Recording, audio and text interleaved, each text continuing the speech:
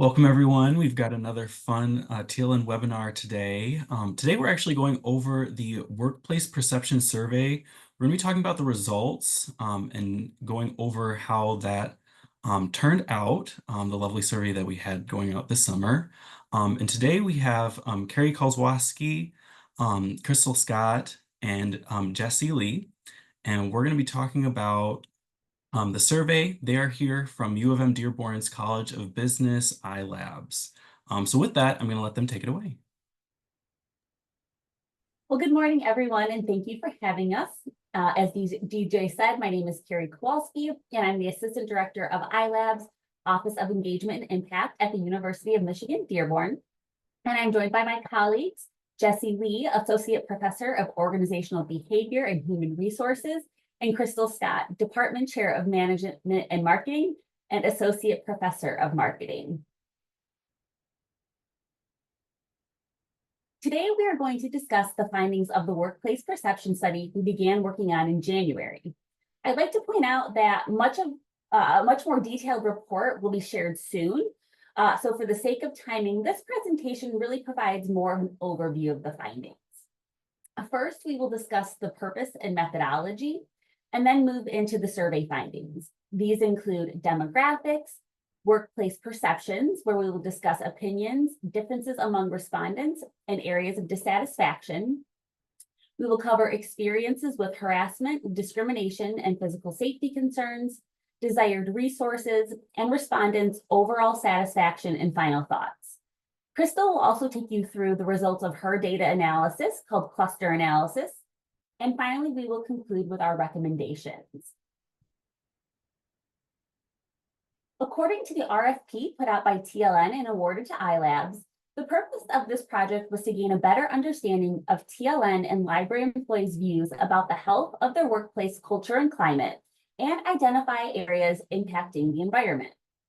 Our survey included sections on demographics, employees' attitudes and perceptions about the workplace and those they interact with, experiences with harassment, discrimination, and physical safety, engagement, and finally, overall satisfaction. An online survey was sent by iLabs to nearly 1,800 staff at 74 member libraries and TLN at the end of April through June of 2024. One survey was sent to all library employees, and one was sent to TLN employees that removed some questions that were not relevant to TLN staff. Following the initial email, TLN and library leadership sent reminder emails to employees to participate. Upon closing the survey, cleaning and aggregating the data, we achieved a final sample of 868 responses, or nearly half of all employees' emails. In addition to the survey, we collected some secondary data from Michigan Public Library Statistics and the U.S. Census Bureau to help us understand if any differences exist among library classes and communities. This included library class size as well as community demographic data, including the percentage of the community reported as BIPOC, which we will refer to as diversity throughout the presentation, the percentage of the community aged 25 or older reported to have a bachelor's degree or higher, which in the presentation we'll refer to as educational attainment, the median age of the community, and the median household income. So focusing on the class size and community demographics, nearly half of responses came from Class 6 libraries. To the right, we have median household income broken down into quintiles, and nearly half of respondents work in communities with a median household income up to the 80th percentile. To the bottom left, we calculated the average diversity across communities as 25%, meaning on average, 25% of the community is BIPOC. And nearly 2/3 of responses come from communities with below average diversity. Similarly, we calculated the average educational attainment across communities as 46%, meaning on average, 46% of the community aged 25 or older has a bachelor's degree or higher. And approximately half of respondents work in communities with above average educational attainment and just under half in below average. And lastly, looking at the pie chart, 2/3 of respondents work in communities with a median age of 35 to 44.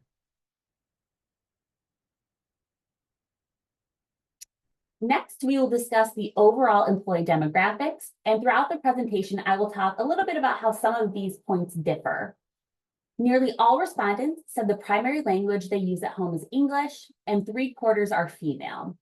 60% are between the ages of 25 to 64, and half have a master's degree. Of those with a master's degree, 88% hold an MLIS or equivalent degree. 38% indicated the religious affiliation they most strongly identify with is Christian, and about a fifth identify as LGBTQIA+, and 5% identify as BIPOC or Black, Indigenous, or person of color. To the right, more than 80% of TLN employees said they have interacted with a library employee 10 or more times in the past 6 months, while 71% of library employees said they have interacted with a TLN employee 3 or fewer times. On average, 56% of a respondent's job is public-facing in a given week, and just over half work full-time. Approximately 1/3 of respondents have worked in library services 15 or more years and have worked current library or TLN for 2 to 5 years. About a quarter are in a management or supervisory role, 21% are members of the union, and 9% work at more than one library.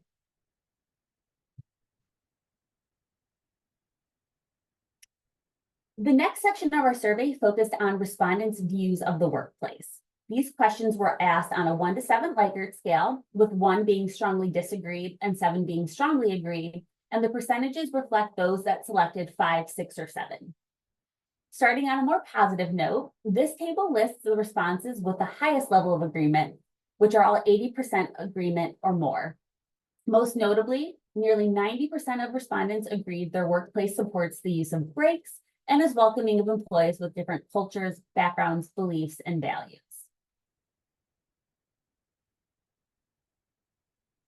Conversely, this table lists the responses with the lowest level of agreement. As we can see at the bottom of the table, less than 2/3 of respondents agreed their workplace shares information freely, is achievement-oriented, and offers fair pay for good performance. We analyzed this section of questions based on the community demographics and found that overall, respondents working in communities with average diversity, below average educational attainment, a median age between 25 and 34, and a median household income up to the 40th and 60th percentiles tend to have lower levels of agreement about the workplace in general. I will also highlight some additional differences among communities in some coming slides.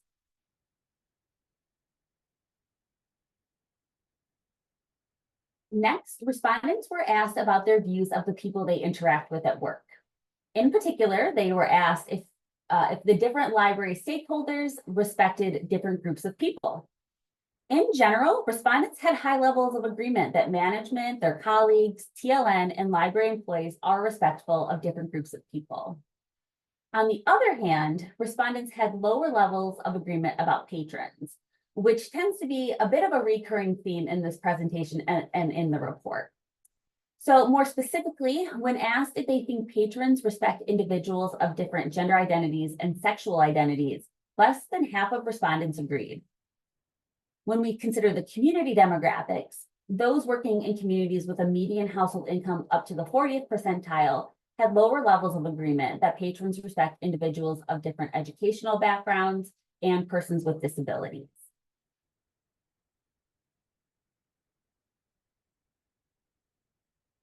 To conclude this section of the survey, we asked respondents to tell us more about their views on the culture and climate of their workplace in the form of an open-ended question.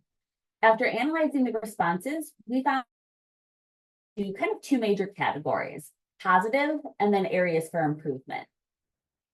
Respondents that had positive things to say about their workplace highlighted the welcoming, inclusive, and team-oriented environment. They also applauded their workplace for being respectful and sensitive to the needs of patrons. On the other hand, respondents did also describe some various areas for improvement.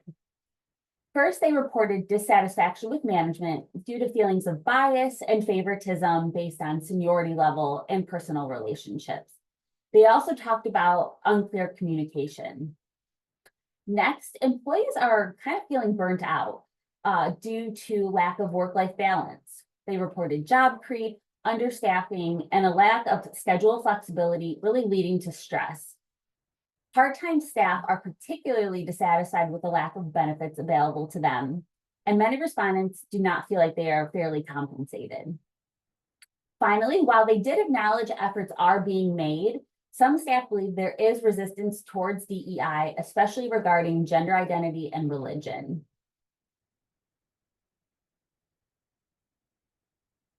The next section of the presentation will focus on employee experiences. According to the RFP, an area of importance for this project was identifying and understanding harassment in the workplace, which I will cover in the next few slides.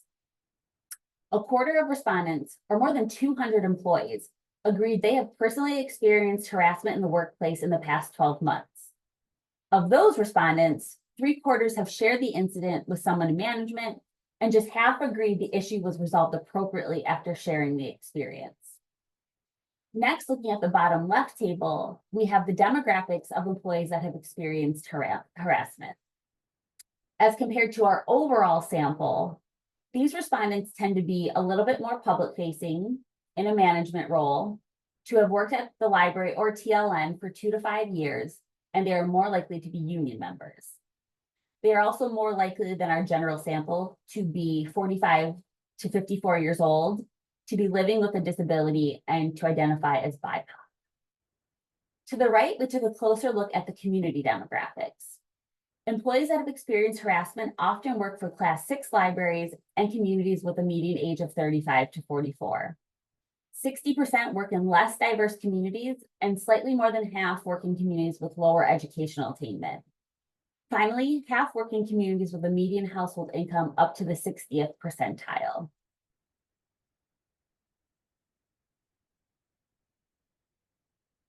As noted previously, about 3/4, upon further evaluating the views of employees that have experienced harassment, we learned that harassment is more of a public patron issue.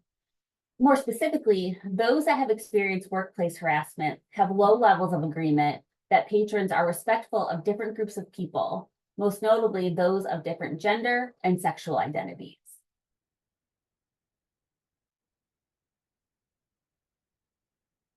As noted previously, about 3/4 of employees that have experienced harassment have reported the issue to management.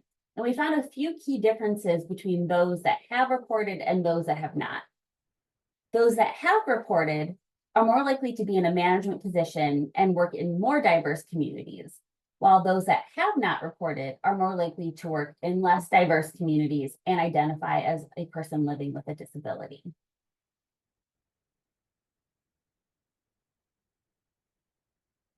Next, we will focus on another key area from the RFP, which is discrimination in the workplace. 9%, or 80 employees, have personally experienced discrimination in the workplace in the past 12 months.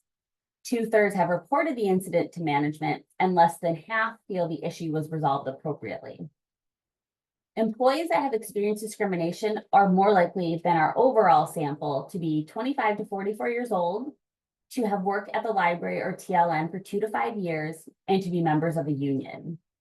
These respondents are more likely to identify as LGBTQIA+, to identify as a person living with a disability, to be male, to work at more than one library, to identify as BIPOC, and to be Jewish. 2/3 of employees that have experienced discrimination work in communities with a median age of 35 to 44, and in communities that are less diverse. Half work in communities with higher educational attainment and a median household income up to the 60th percentile. 40% work at Class 6 libraries, and about a third work at Class 5 libraries.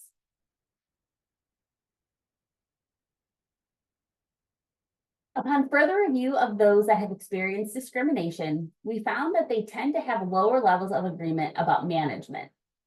To the left, we see that only about 2/3 or less of these employees agree that management respects persons with disabilities, individuals of different religious affiliations, of different ages, and of different educational levels.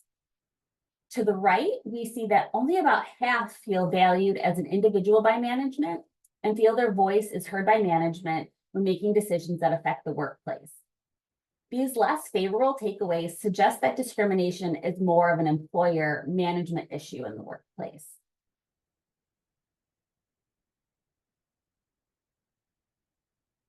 Employees that have experienced discrimination have lower levels of agreement about their workplace culture and climate overall.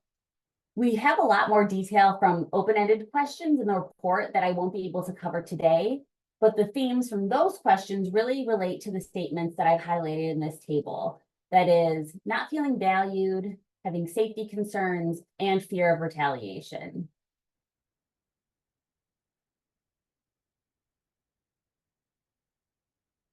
When we compare the 2/3 of employees that have reported the discrimination versus those that have not, we found that those that have not reported are more likely to have less tenure at the library, to be union members, and to have a 4-year degree.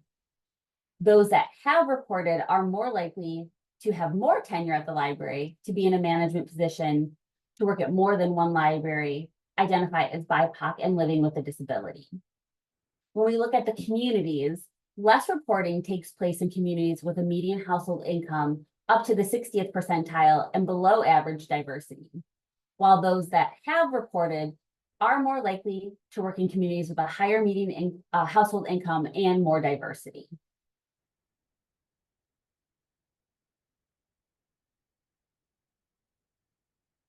The next series of questions focused on employees' physical safety concerns. 11% or 92 respondents have been concerned about their physical safety at the workplace in the past 12 months. According to the left-hand table, these respondents are more likely than our total or overall sample to be 45 to 54 years old, to be male, to identify as LGBTQIA+, to identify as a person living with a disability, and to identify as BIPOC. Employees with physical safety concerns often work in communities with a median age of 35 to 44 years old that are less diverse and that have lower educational attainment. Approximately half work at Class 6 libraries and work in communities with a median household income up to the 60th percentile.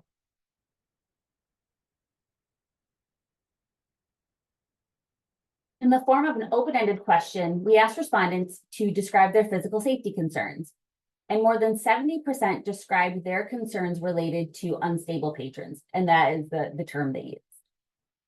They worry that verbal altercations may become physical, and this is really concerning for employees who work alone or work at night. Additionally, respondents reported lack of emergency preparedness. They talked about the lack of alarms, clear escape routes, and secure places to hide in the case of an emergency, such as an active shooter. To combat these worries, they'd like to see dedicated security personnel and for all employees to participate in emergency response training.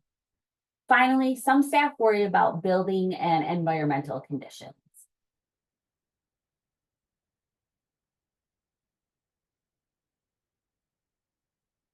When asked to share any programs or resources they'd like to be provided to them by their employer that are not currently available in an open-ended question, employees shared a wide variety of responses. First, respondents would like more access to training, such as training on dealing with difficult patrons and technology training like library-specific graphic design. Next, they'd like more resources for mental health, such as paid mental health days. Respondents would like more opportunities to interact with employees from their own library, as well as other libraries. Part-time employees specifically are seeking healthcare options. As it relates to harassment and discrimination, employees think they benefit from a formal, user-friendly reporting system that is confidential and anonymous. Finally, employees would like better communication across the board. Suggestions include monthly staff meetings where management can give the latest updates and employees can directly share their feedback.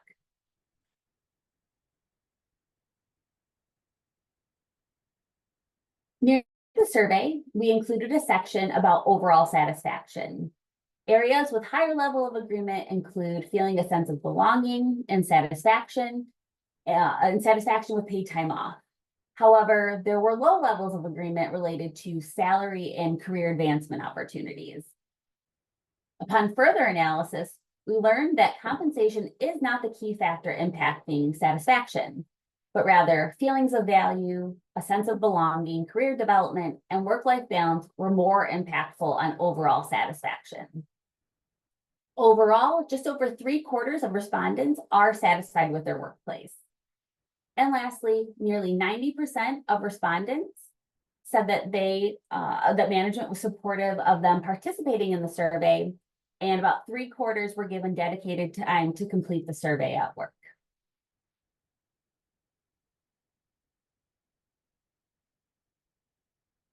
Employees that indicated they were not satisfied with the workplace were asked to describe their dissatisfaction in more detail in an open-ended question.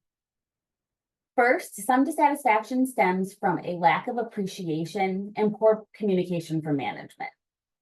Next, as I mentioned previously, respondents are really feeling burnt out, and it makes the overall work environment feel toxic. And lastly, they're dissatisfied with pay and benefits. Some respondents report they were promised raises but have not received them, and a lack of career advancement opportunities.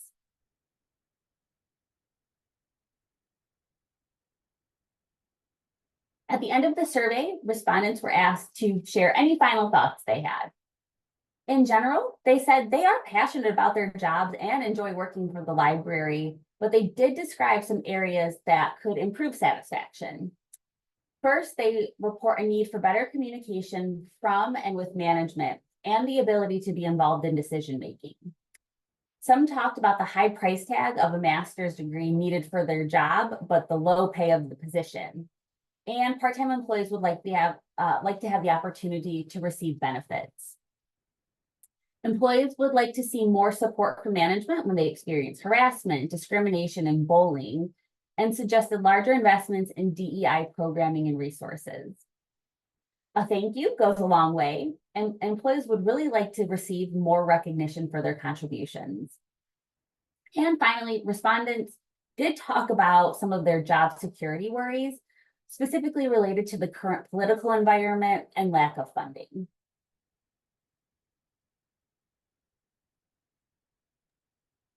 Okay, thank you, Carrie. I will talk about the segmentation that we did. And with segmenting, we do it a lot in marketing when we are trying to group maybe consumers or groups of consumers just to understand what their needs might be.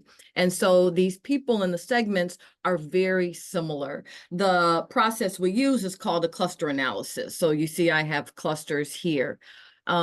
It's great when just listening to Carrie's part of the presentation, we go away and we do our analysis separately, and then we come back together and talk about it. And so it's always wonderful when you start to find the same things. So some of what I will say, Carrie has mentioned it, but these are groups of people.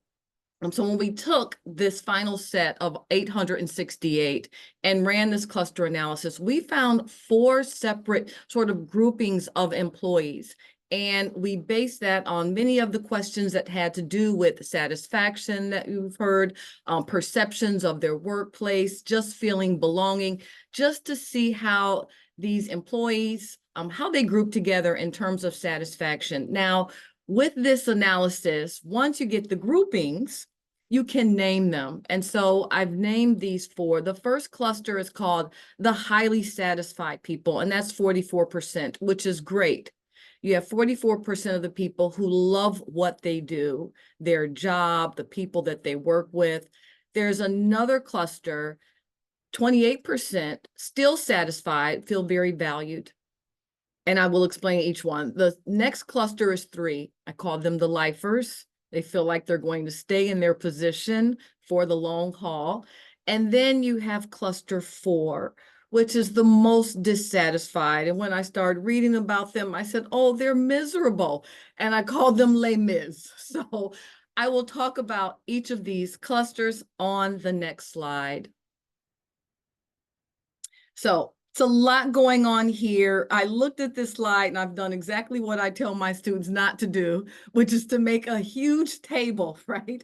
But we had, I think in this data set, we had about 170 variables. So just a lot of information. And as Carrie said, you'll get a lot more in the final report. So I tried to pull out the data that really distinguishes between these four groupings. And so I'll just talk you through each one.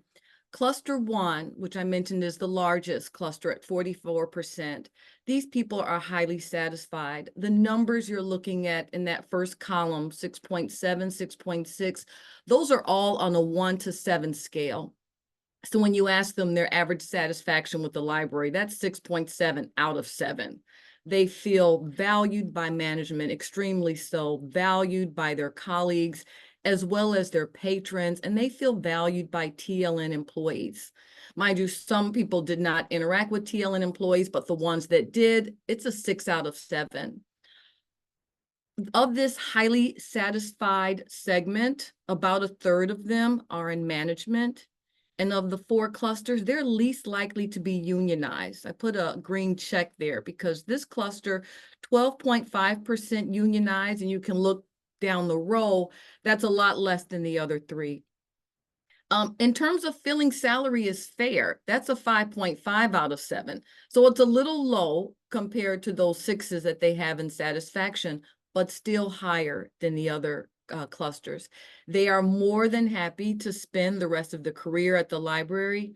Interestingly, of these highly satisfied people, more than half of them are from class 5, right? Those libraries in class 5. And some of those libraries, the Birmingham, Bloomfield, I believe, is it Canton in there? Bloomfield, no, Bloomfield, Birmingham, Clarkston, Commerce, Orient. So some of those class 5 libraries are in that group, but a lot of other ones. But it's heavily class 5 for highly satisfied. About half have the graduate degree. In terms of experiencing harassment, discrimination, concern about physical safety, they have the lowest percentage rates there.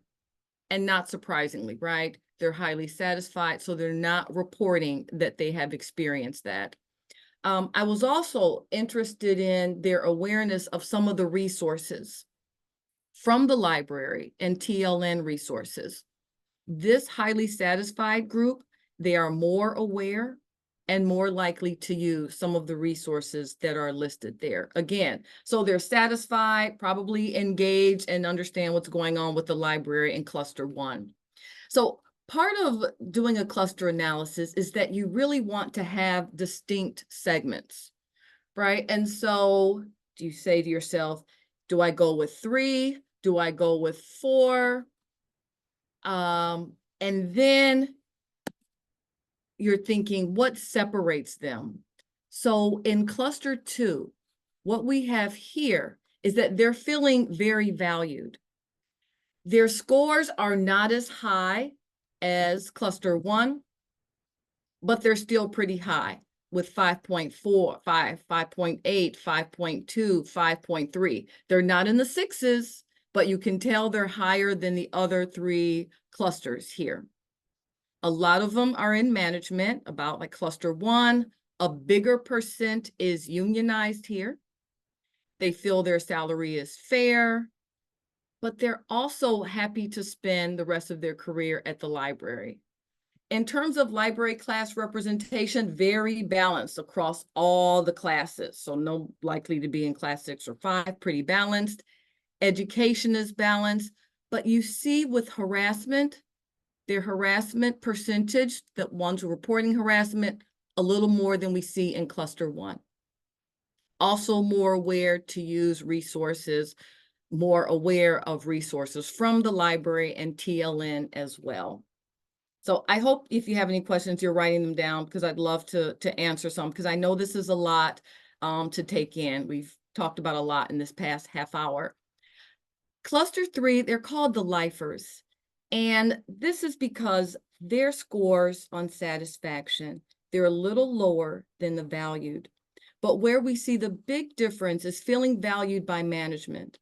While they feel valued by their colleagues in this cluster and valued by patrons and TLN employees, not as much by management. And that's why I put this score in 3.6 on a 7-point scale, or I put it in red.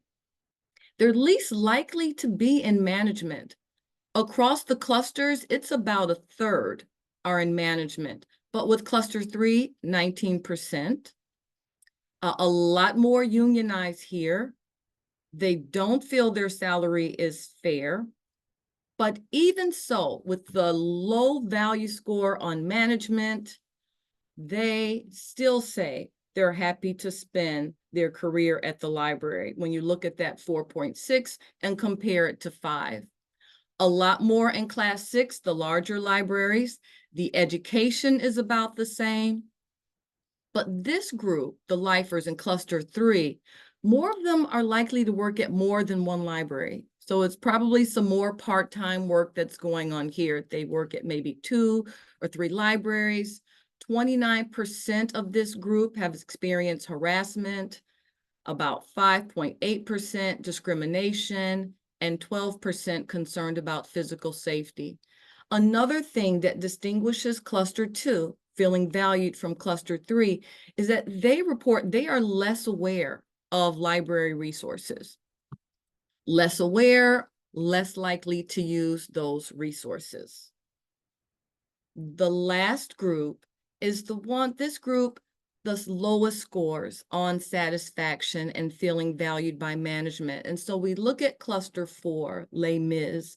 On a 1 to 7 scale, they give a 2.2 of their average satisfaction with the library, a 2.2 of feeling valued by management. And this is exactly what Carrie said, that this satisfaction is not really driven by my compensation or my pay. It's really the feeling that they get, that feeling of belonging, feeling valued and included by management. Some other values here, you see they're similar. Cluster 4 and cluster 3 are not far apart, of feeling valued by colleagues. And I think that's great that even this cluster, somewhat, they like the patrons. You see a 4.8, feeling valued by TLN employees.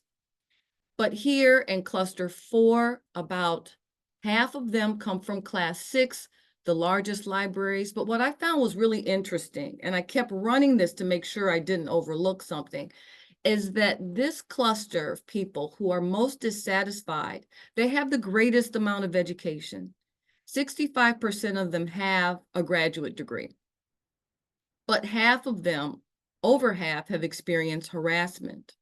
And these scores go, they really high for percentage of experiencing discrimination, 30%. You can look at the scores of the other clusters here. Concerned about physical safety, that's at 29%, a lot higher than the other clusters. Again, this segment, they are less aware of library resources, less likely to use the library resources, obviously, if they're less aware. And so what we can do, I looked at some comments across these clusters. Some of the comments in cluster 4 and even in cluster 3, they talk about management. A lot of times they are making comments that people are promoted to management just based on tenure or how long they've been in the position, and maybe not that they are ready for management, suggesting training for their managers. And so that's the cluster analysis as quickly as I can and get it across. And so I would welcome your questions if I can answer any for you. Thank you, Crystal. So I will conclude today's presentation with some recommendations based on the data we heard today, and they're going to fall into 4 main categories. No surprise, leadership is one. We've talked a lot about management, culture, policy, and resources. And as we talked a lot about so far, you'll find much more detail on this information in the coming report. Our recommendations related to leadership include immediate action following either witnessing or reporting of harassment or discrimination. A lot of respondents talked about management being right there when it happened. But staff really need to know these experiences are taken seriously and will not be tolerated. And following up with the affected employees, making sure it's been resolved, would really help build more trust between employees and management. Employees are feeling like their plates are too full, so we recommend leadership really closely examine workload and staffing needs and address the issues as appropriate. And so doing so could really be a step in the right direction of helping staff achieve more of that sense of work-life balance. And finally, providing more access to professional development and career growth opportunities is really important to employees. Resources like funding to attend conferences and training are really likely going to be worthwhile investments. The next category of recommendations focuses on culture. After much expression of trust and communication issues, we recommend that libraries really prioritize establishing and fostering cultures of transparency, support, and communicating effectively and often. Next, a culture of celebrating achievements, recognizing contributions, and saying thank you could examples could just be small gestures like social media shout outs or newsletter shout outs, or up to larger, more formal, maybe annual award ceremonies. For policy, we recommend implementing a formal reporting and feedback system for employees in which they are assured their reports of concerns, issues, incidents will be confidential and anonymous. There should be clearly communicated policies for all library stakeholders, such as codes of conduct, and they really must be enforced. In addition, policies should be working documents that are up to date and regularly reviewed and modified based on different experiences, incidences, and feedback. And when it comes to these kinds of policies, employees' voices should really be amplified as part of this process. And finally, we have resource recommendations for supporting staff. As we saw in the presentation, different employees and different communities face varying concerns and issues. So resources really should be tailored based on specific library needs and kind of not blanket kind of resources that will work at every library. All staff and management should regularly participate in gender sensitivity, anti-discrimination, and anti-racism training. Staff told us themselves they would really like these training opportunities as a way to learn and be more empathetic themselves. Other important training includes emergency preparedness and drills so that all staff know how to react to dangerous situations and emergencies. And these can be, really large, dangerous situations like an active shooter, but also just if there's an irritated patron, how do we address that? Something on a smaller scale. And finally, we recommend investing in security measures like security personnel, alarms, cameras. One really cool suggestion from someone was panic buttons, where maybe a phone isn't easily accessible. And this is really just for ensuring the safety and security of all staff and patrons and anybody in the library. And that's going to conclude our presentation today. We'd love to turn it around for questions and answer what we can do for you. Thank you so much for your time. Thank you so much. This presentation has been really informative. I just want to say, feel free if you have questions, since we have a lot of people in here, if you just want to hit your raise hand button, or if you want to drop a question in the chat, I'd be happy to read it. But yeah, let's open it up so people can ask plenty of questions.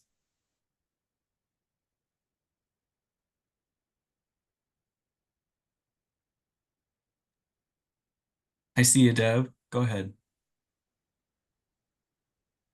Hi, I have to tell you first off that this hits a button for me. I think whoever was speaking twice said that library workers don't work for the money so much. They work because they love it and they love helping people and blah, blah, blah. And honestly, that is something that is attributed to female-dominated careers and workplaces all the time. And so what I saw in your statistics was that more people said that they were happy, they felt valued, I think it was, than said they were happy with the pay. But I didn't interpret that to mean that just because more people felt valued, that made pay okay. So I guess I was wondering how you came to that conclusion. I didn't see it. I didn't take the statistics that way. So Jesse, I think this specifically speaks to the analysis that you did that looked at satisfaction and that drivers were more about sense of belonging and things like that, as opposed to compensation being the most important. If you want to speak to that a little bit. Sure. So I think that's very important. And I see where you're coming from, because women don't ask for more salaries, even when they're, negotiating their first salary. And that really has been the issue in terms of pay inequity. In this analysis, we ran some regression analysis and then looked at, feeling valued, a sense of belonging. At the same time, looking at the employees' satisfaction with the compensation being salary and also other benefits as well. So when we looked at it, what's the most important factor affecting driving the employees' satisfaction was feeling valued, which is consistent with the theory and also empirical research that shows that satisfaction with the salary is the hygiene factor, meaning that it makes you feel Valued. less dissatisfied. So it doesn't make you feel happy and satisfied with the job. But if you don't have optimal level of salary or comparative salaries, the level of salary can be very different. What's fair to me might not be the fair level of salary that your colleague might be expecting. So when you don't have those satisfying salary, that can drive your dissatisfaction. That's why in the group of the less miserable, that group, the cluster 4, you see hike in the dissatisfaction with the salary compensation. But again, salary itself is not a motivator. What's motivating people with the theory and empirical research findings suggests that what we find in the job itself, the enjoyment and achievement and authority, it's given to the people. Autonomy, that makes what people feel truly motivated and satisfied. That doesn't mean that some group of people are going to be still more motivated by monetary compensation. So we are not underestimating the importance of paying fair job salary to employees. Okay, thank you.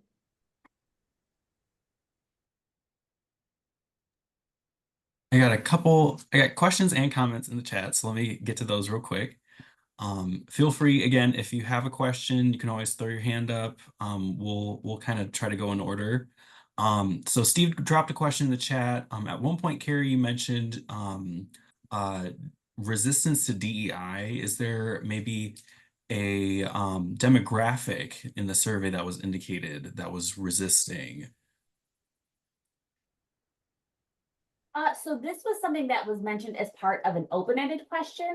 So we can certainly look further into that and see where the responses were specifically coming from. But it wasn't one of the kind of multiple choice questions that we could kind of cross out, but we can certainly dig into that a little bit more. Got it. And then Miranda was just mentioning, for people who are interested in looking at salary and job satisfaction, especially for marginalized professionals, looking into the term vocational awe, which was originated by librarian, I don't know if I'm pronouncing this right, but Fobazi Edera.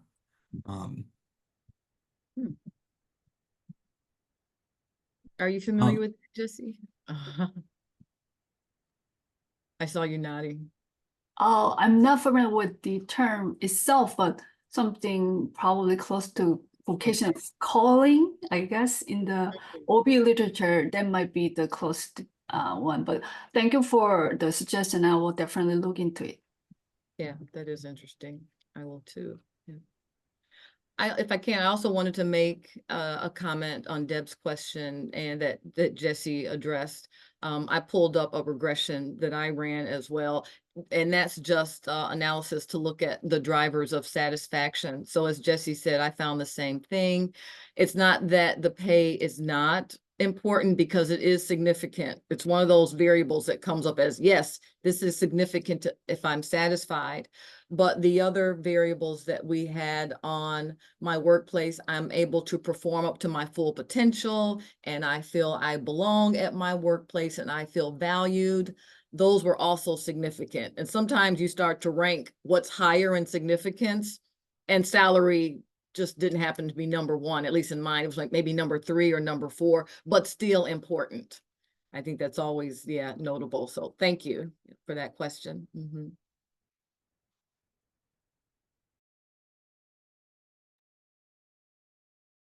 Other questions? Oh, I think Maria, did you raise your hand? Okay, go Yeah. ahead. So regarding flexible schedule or schedule flexibility, were there, and maybe in some of the open-ended questions it came up a little bit more, were there requests for anything aside from home options that came up? Because I've been curious about workplaces that try like for full-time schedules instead of 5 8-hour days for 10-hour days, or like flexible start and end times. I am the assistant director of my library, and I struggle with work from home options because like you got to have people here to run a library. It's really hard to come up with work from home options that still enable us to like run our business. So I was just wondering if people had any other requests or if they just want to be able to work from home. Yeah, so mostly the responses were a flexible schedule, and didn't really provide much more detail except for those that said having the opportunity to work from home a little bit, have a hybrid schedule. But otherwise it was just kind of at like a flexible schedule. And they didn't really specify anything outside of that, unfortunately. Thanks.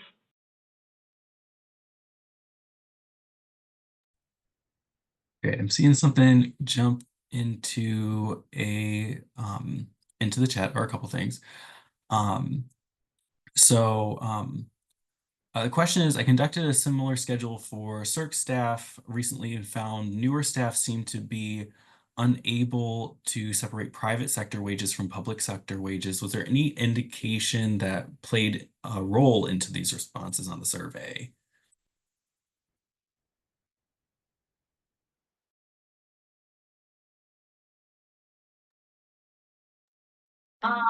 I don't think so. Crystal, Jesse, do you have thoughts on that? I don't remember seeing that, but with all the comments, we could probably just do like a search to see if that came up. It didn't come up in my analysis though. Yeah, we can take a note and then see if there's any differences, meaningful differences between, I guess in this comment, it's about newer staff. So we can look at the tenure of organization, organization tenure, how long they've been working, and see their, satisfaction with the benefits and fair salary and other benefits. I've got a note on that to dig a little deeper. Thank you.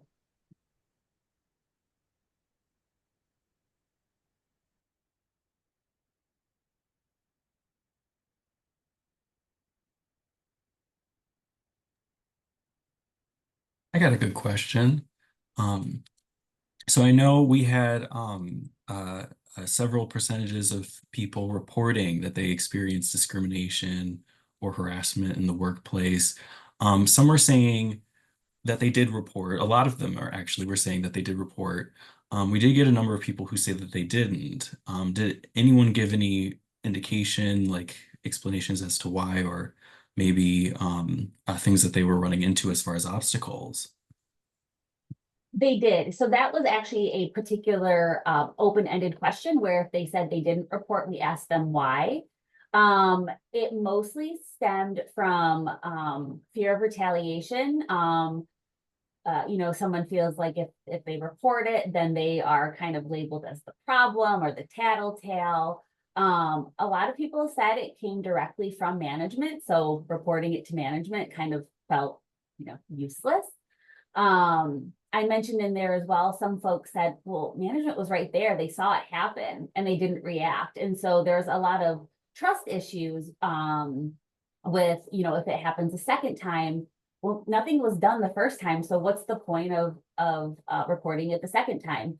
A lack of a kind of formal reporting system. So there was some discussion that I reported and then it wasn't anonymous and suddenly more people heard about it.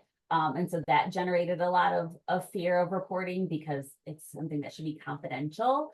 And then some people just kind of for their own mental health, their own needs, just need to kind of figure it out themselves internally, or they felt more comfortable talking to a colleague that they're close with, as opposed going kind of the formal reporting route. So those are like the main takeaways from those that chose not to report.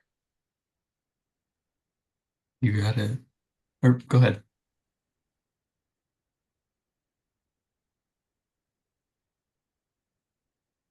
I got a couple more questions in the chat.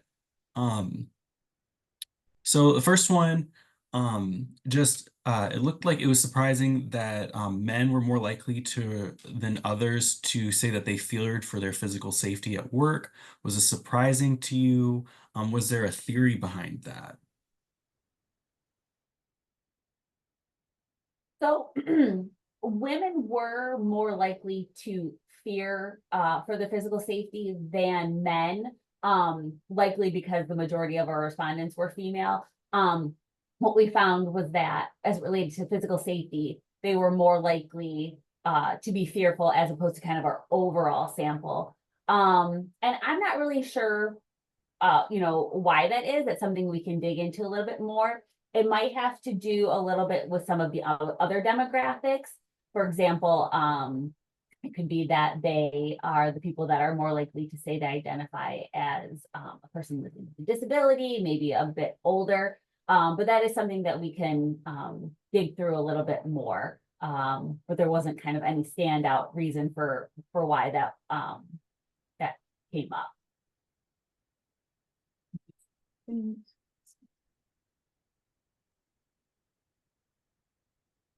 Okay, let me see. There are a lot of comments on that. I will say too, I'm sure there's more to explore in that, but it doesn't necessarily mean that each individual person doesn't have their own experience, So there's another question. I'm wondering if there's a correlation between full-time responses because they're in the libraries more versus the part-time responses. Maybe they're in the libraries less or going to multiple libraries. Maybe more specifically, if the responses from staff were full-time versus part-time and had a library email address.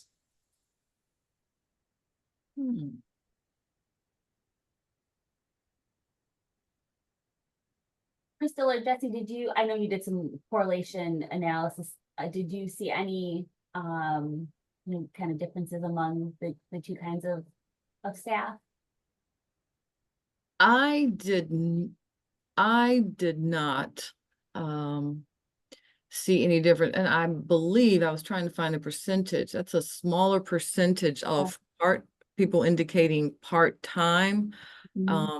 I don't know how much. I don't know if it's one of the earlier ones, but it didn't come up as a distinguishing factor in the cluster analysis, who's satisfied and who's not satisfied with all, which often means that it's pretty balanced, but we can look at that Mhm. full-time, part-time, see how many, there's any difference or people, but yes, they're not there as much, so they won't be able to experience everything that the full-time workers are. That last question too, about the males, I was looking at, again, the clusters and the most dissatisfied one. There's over 20% males in there, so we can dig a little deeper. And remember, those are the ones experiencing the more harassment and discrimination. The other segments have about 12%, 13% males. So there is something going on there, and we can take a look at that. It may just be a function of what they're experiencing, as Carrie said.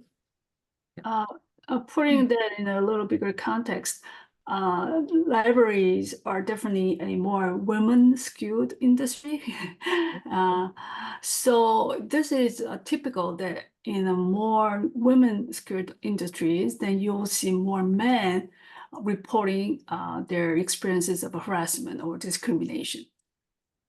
So that this is not a unusual, and also in terms of the overall rates of experiencing harassment, though in this context, in the survey, we didn't use any sexual harassment, those terms at all. These harassment types are more subtle, and it can be over too, but it's more disrespectful and derogatory remarks and behavior. So it's not something we often see in the newspaper, that often has a very serious or severe legal implications. It might, but we didn't use those terms in the survey itself. So when we looked at the statistics and also research findings, about 30%, 2/3, 30 to 2/3, so 30 to 60% of respondents often report that they have experienced at least one instance of this type of harassment in the past 12 months. So what we are seeing in this survey results are not very different. It's very comparable with what we often see in the newspapers or in other research findings.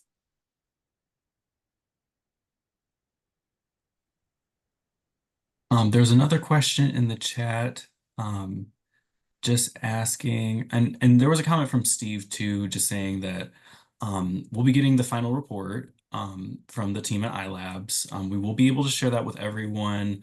Also, we'll be working with the committees as well to follow up on, recommendations for policies and programming. So for those of you who came from the committees, thank you for your work. We'll be doing more. And then additionally, there will be an additional presentation if you're attending MLA, going over that as well. But the question that I wanted to get to, there was another one dropped in just saying, to what extent do some of the recommendations stem from the respondents' suggestions versus maybe what some of the findings are for best practices or lit review? Sure. So, from my perspective, it was deeply rooted in what employees said.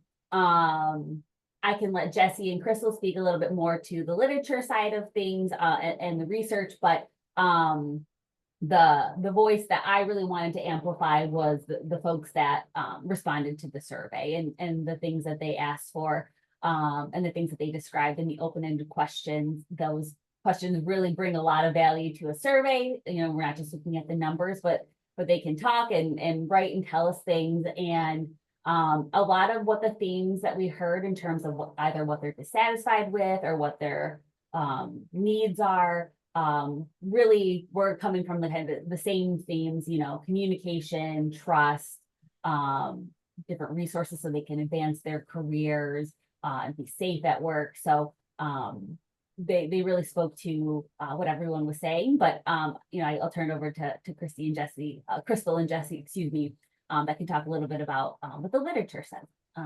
about those things. Richard, do you want me to go first? Oh, of Yeah. course, you're HR. I don't. And, I think this is an excellent question, and I would love to add more about what the literature might, suggest in terms of fixing some of the issues that we saw in the survey results. And I can tell you that the two priorities should be the top management or leadership, and also organizational culture. So having a harassment, anti-harassment training or policies won't fix all the problems. So having that policy is a starting point, and then you will have the commitment from the top management and supervisors and managers, and they should be done throughout the organization, meaning that each library has the policy written and in place, and also have the hotline or the formal grievance procedures and policies. So implementing those policies faithfully and consistently will be the very important thing. That's what the literature always suggests that. So having that, employees could also look up their supervisors and managers and see if they walk the talk, right? They actually model the good behaviors and the principles and the norms for mutual respect. Also, one of the interesting findings in the literature is the sources of the harassment and discrimination often come from their supervisors.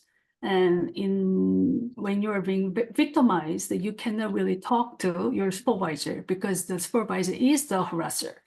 So it is important to have a separate reporting line and procedures so that employees can feel comfortable to go to or in person to report those incidents, and they know exactly what's going to happen after reporting those incidents. So those things are the most important suggestions that I see from the literature review, but certainly I can add more to our final report. Yeah, I think we can take what Carrie said about amplifying, employee voice and what they're requesting in respondents, and marry that to what Jesse mentioned that we see in the literature review, just to support some of those recommendations. Mm-hmm. And I want to point out one thing that Jesse said that was really powerful is, management walking the talk. That's a lot what we heard in the survey, and we'll talk about in the report in more detail. But really, this lack of trust between staff and management because issues have taken place and they've not been addressed, kind of swept under the rug. Some people even talked about, unless there was like an immediate legal threat, like management was like,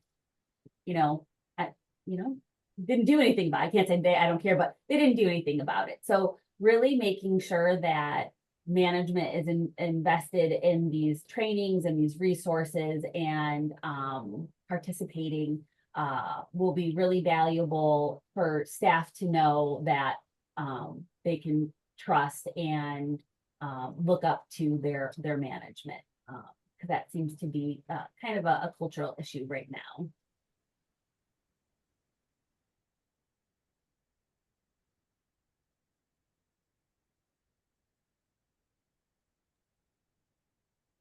All right, I want to make sure I'm being respectful for time because I know we've hit noon. If there's any, last like quick questions or anything, feel free and shoot them over. Will the final report be broken down by class size? I believe so. We have some takeaways specifically related to class size.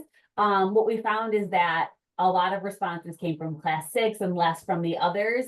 So where there were relevant takeaways, we've included them, but we will also have tables of the analysis that maybe didn't make it into the written report, but you can reference in case you're curious for class size. Perfect, perfect. And two, if you do have more questions, you can always shoot them over to me. I'd be more than happy to pass them along and see if I can get them, get a nice answer sent back to you if you have anything that maybe you want to ask and you didn't have time to.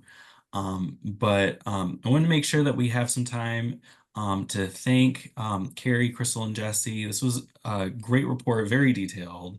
And I'm very excited to see the final report as well.